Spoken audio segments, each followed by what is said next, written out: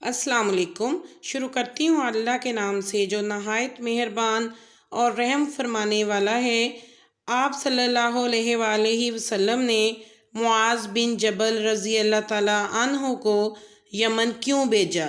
جب آپ صلی اللہ علیہ وآلہ وسلم نے انہیں یمن بھیجا تو ان سے فرمایا کہ تم اہل کتاب میں سے ایک قوم کے پاس جا رہے ہو، اس لیے سب سے پہلے انہیں اس کی دعوت دینا کہ وہ اللہ کو ایک مانیں اور پھر میری رسالت کی دعوت دینا۔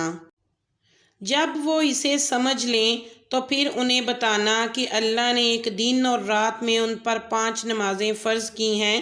جب نماز پڑھنے لگیں تو انہیں بتانا کہ ان کے مال پر زکوٰۃ فرض ہے جو ان کے امیروں سے لی جائے گی اور ان کے غریبوں کو لٹا دی جائے گی۔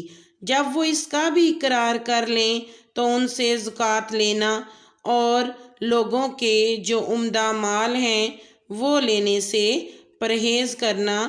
آپ صلی اللہ علیہ وآلہ وسلم کی یہ نصیحت تھی جس پر حضرت معاذ بن جبل نے عمل کیا اور یمن جا کر لوگوں کو ان تمام باتوں کی تاکید کی۔ ویڈیو اچھی لگے تو چینل کو سبسکرائب، ویڈیو کو لائک کریں اور اپنا خیال رکھیں۔